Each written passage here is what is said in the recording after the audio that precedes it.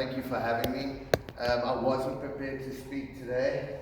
I was caught like literally as I was walking onto the grass. Mark was like, nothing in life is free, you're going to talk.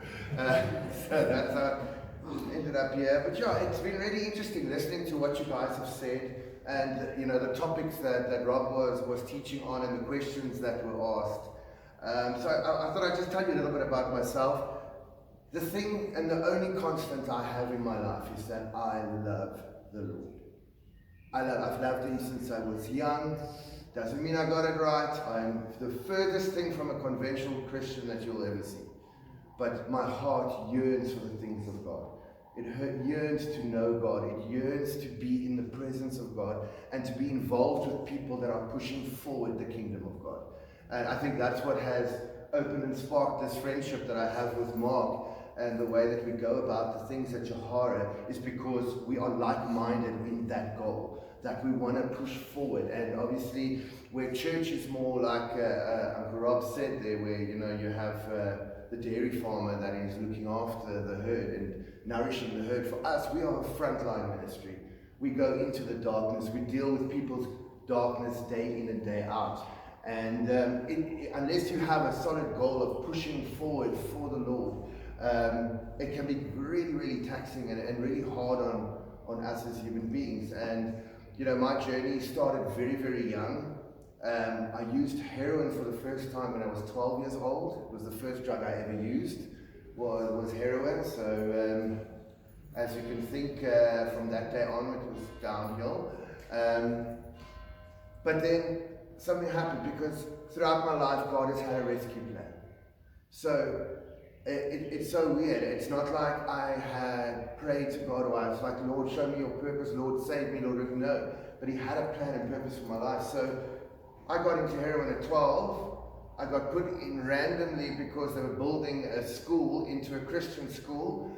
And at the age of 13, I got to go to Egypt and take Bibles to the Christians in Egypt with a ministry called Open Doors. And I had a profound spiritual experience there that from that day onwards, I knew that this God is real, that His presence in this world is real, and what He does in our lives is real. And from that on, I've searched for that spiritual experience, and I haven't gotten it right, and I've fallen into drugs because addiction, it's a lifelong struggle. We like to pretend that, okay, we can go to a rehab, we can find the right friends, we can do all these things and it will go away and it will get easier, but it doesn't. Unless we actively work on it every single day, and we actively open ourselves, like Brett said and Mark says, that we hold each other accountable and we are open and honest and vulnerable with one another, that's what keeps us alive, it keeps us open to people correcting you, because we need correction. And so my journey's been, I got to work with different ministries, like a ministry called Broken Bread Ministries, which is a healing and deliverance ministry.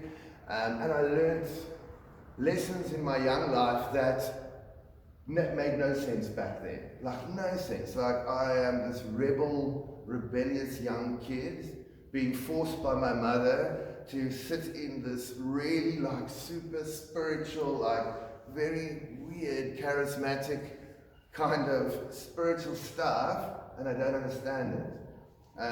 But I understand today that God was equipping me back then for what I need to use on a daily basis today with the darkness that I face in addiction. And the principalities and powers that we come up against on a daily basis when we face addiction. So getting back to what my mind was focusing on, the question of how do we grow our church? Well, you don't. It's not your church. God grows His church. The only thing is, are we, like Mark said, if you're going to get on a bus and you've got to take this bus and God is sending this bus, best you be at the platform where the bus is going to be. You've got to position yourself for that blessing. And so I was thinking, as they were talking and as that question was asked, I was thinking back to Daniel and what society dictated back then.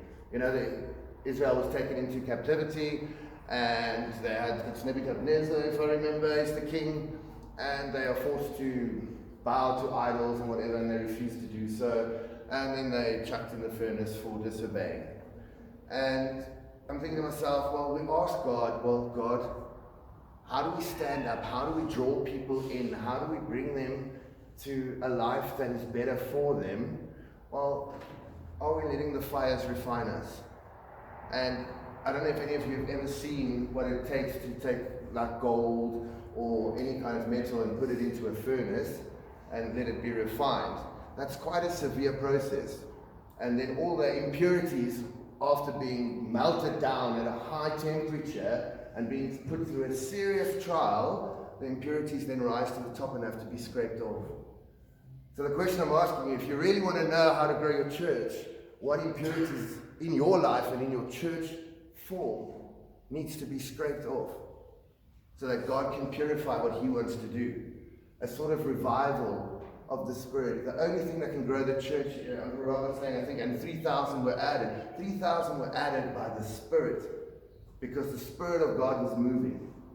And are we allowing not only the Spirit of God to move in the church, but are we allowing the Spirit of God to move in our lives every day? It was a great answer there. Like, yeah, we need to re-establish the family unit. Big question today is, what exactly does a family unit look like today? I know it's controversial, but men can be women, women can be men, things can be this. Society, what society dictates as normal today is not what society dictated as normal back then. So, unless we think of ourselves as God, we can't really change the collective society, but the Spirit of God can. The Spirit of God can move within our lives, and then the center of influence, or the influential sphere that we have. So, if I allow the Spirit of God to move in my life, and you 10 are my closest people, if it's moving in me, it's going to affect you. And that's a very, very important part. And you 10 have 10 other people. And so that's how the Spirit of God moves if we allow Him to move in our life. Then when we take it into a collective church like this, if we allow Him to move in our lives, and then He's then allowed to move in the church, even if it goes against our traditions and our ways. And I agree with what Mark said.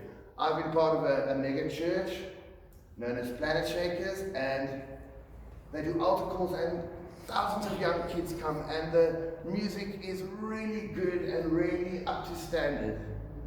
But you know how many of those kids actually get discipleship, actually get taught what it means to be a Christian man or woman in today's society? Zero. None of them. There's no looking after the flock after that, because it's all about counting the numbers. So although they attract a lot of people, they don't necessarily hold and train and disciple those people. The more traditional churches, like me, I'm from a Presbyterian church, was confirmed in Presbyterian, or the Anglican church, which is more Catholic and whatever with their sacraments. We have a better way of discipleship, but we're not really bringing the youth in. And I think if we're open to balance, if we're open to the Spirit of the Lord moving, I was just thinking of this while we were asking these questions. I don't know if it's making sense to everyone, if you guys are still with me. But I think that's super important. We use that same model at Johara every day. I think the thing that makes me so happy to get up or full of joy is that I know we have an ethos of learning, an ethos of change. If we know a certain therapy is not working for this group of people, we change.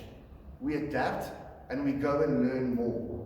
We're constantly trying to learn better ways of reaching people. So the Gen X's or whatever generations and the older generations, they were a much more disciplined generation. Nowadays we've got millennials that literally do not know how to sweep and mop. They don't. And they cannot fathom the idea that they need to sweep and mop and clean their own house. Right? And so to come down hard and harsh and be extremely authoritarian on them gets you a negative result and not a positive one.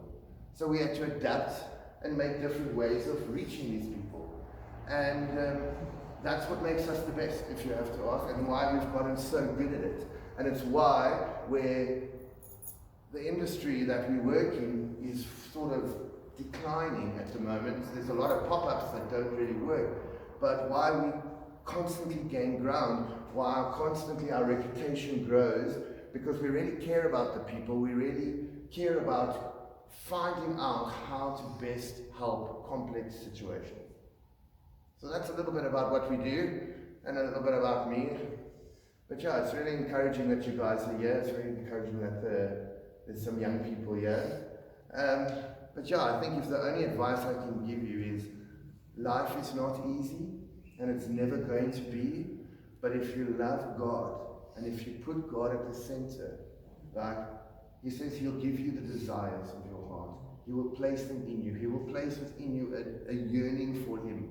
And I think if you search for that yearning for Him, no matter what happens, and you will fail, you will fall, things will not go your way, life will be tough, and you'll face some serious, serious giants in your life. Hopefully for a lot of you it's not addiction, because that's quite a giant to face. But He will always have a plan, He will always have an exit strategy, and there's always got a promise at the end of it. The promise is not necessarily prosperity or some riches, but the success in what you can do in other people's lives. Because I think that is far more rewarding than any monetary value. Cool. Yeah. Any questions?